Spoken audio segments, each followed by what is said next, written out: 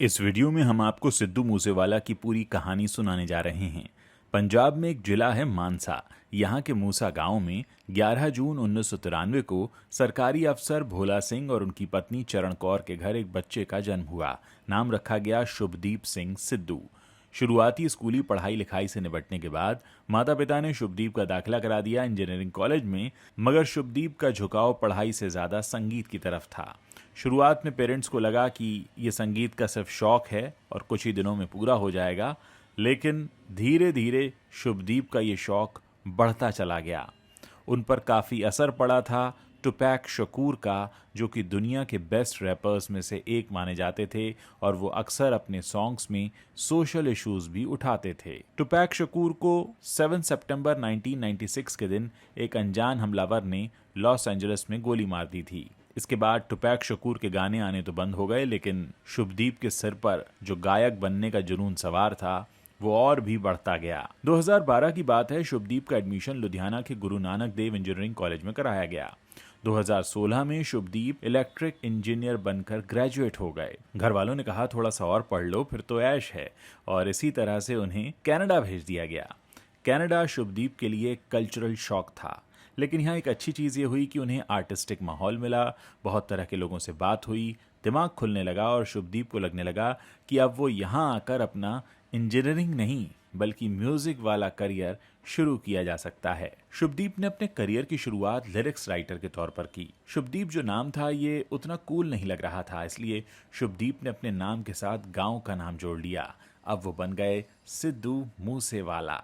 सिद्धू ने Punjabi singer Ninja के लिए लाइसेंस नाम का गाना रखा, जो 2016 में स्पीड रिकॉर्ड्स के यूट्यूब चैनल पर रिलीज हुआ। सिद्धू के सिंगिंग करियर की शुरुआत हुई 2017 में आए गाने जी वैगन से। ये डुएट सॉन्ग था जिसमें सिद्धू की साथी सिंगर थी गुलरेज अख्तर, मगर ये गाना ज्यादा चला नहीं। अगस्त 2017 में सिद्धू का नया गाना सो हाई रिलीज हुआ। ये गाना इंस्टेंट हिट हो गया। इस गाने को अब तक 455 मिलियन से भी ज्यादा बार देखा जा चुका है, और यही वो गाना था जिसने सिद्धू मूसेवाला को रातों रात स्टार बना दिया। 2018 में सिद्धू ने अपना पहला एल्बम रिलीज किया। PBX1 नाम के इस एल्बम में कुल 13 गाने थे। इसमें से जट दा मुकाबला, दाऊद और बेटफेला जैसे गाने खूब पसंद किए गए, मगर एक तबके को सिद्धू तभी से खटकने लगे। लोगों ने कहा कि जट दा मुकाबला जैसे गाने कास्टिज्म को प्रमोट करने वाले हैं। इस तरह के गाने यूथ को गलत तरीके से इन्फ्लुएंस करेंगे। एक तरफ जहां इस एल्बम की फजीहत हो रही थी और दूसरी तरफ इसके गाने दुनिया भर में धूम मचा रहे थे। सबसे विवादित गाना जट दा मुकाबला यूके एशियन म्यूजिक चार्ट में 11वें नंबर पर पहुंच गया। एल्बम के खिलाफ हुई नेगेटिव पब्लिसिटी उसकी सफलता में मददगार साबित हुई। इसके बाद सिद्धू ने 47 नाम का गाना बनाया। इस गाने में सिद्धू ने मिस्ट और स्टेफलन डॉन जैसे ब्रिटिश आर्टिस्ट के साथ कोलैबोरेट किया। ये गाना दुनिया भर में खूब पॉपुलर हुआ। कनाडा से लेकर ऑस्ट्रेलिया, न्यूजीलैंड और यूके तक इसे भारी संख्या में सुना और देखा गया। गाने आते रहे और सिद्धू मूसेवाला की पॉपुलैरिटी बढ़ती रही।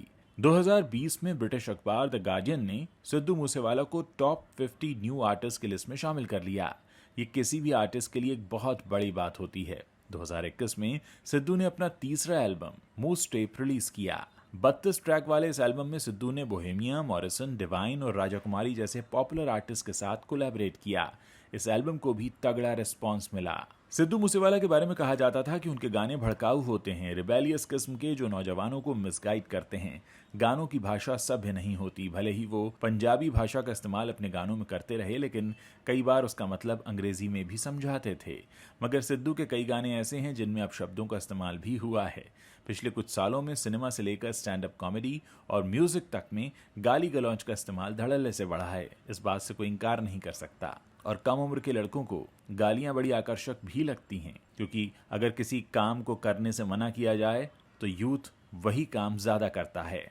सिद्धू मूसेवाला की पॉपुलैरिटी की दूसरी वजह रही उनका विवादों में रहना। जब कोई सेलिब्रिटी लगातार कंट्रोवर्सीज में रहता है तो उसका नाम हर दूसरे दिन लोगों को सुनने को मिलता है। इससे वो लोगों की नजर में बना रहता है, उनकी एक नेगेटिव इमेज भी बन जाती है। सिद्धू के ऊपर कई सारे कोर्ट केसेस भी हुए। AK-47 चलाते हुए उनका एक वीडियो भी वायरल हुआ और आर्म्स एक्ट का केस भी लगा। 3 दिसंबर 2021 को पंजाबी सिंगर सिद्धू मूसेवाला ने कांग्रेस पार्टी ज्वाइन कर ली। उन्होंने मानसा सीट से पंजाब इलेक्शन में चुनाव लड़ा और आम आदमी पार्टी के प्रत्याशी विजय सिंगला को करारी चोट दी। हालांकि सिद्धू उसमें बुरी तरह हार गए। विजय सिंगला को मानसा से बड़ी जीत हासिल हुई। कांग्रेस ने मूसेवाला को पंजाब के बाकी इलाकों में कैंपेनिंग के लिए भी इस्तेमाल किया। इस दौरान उनकी मां चरण कौर भी चुनाव लड़कर अपने गांव की सरपंच बनी थीं और सिद्धू उनके लिए भी कैंपेनिंग किया करते थे। कुल मिलाकर बहुत कम उम्र में सिद्धू का इस तरह से चले जाना उनके चाहने वालों को बहुत बुरी तरह उदास कर गया है।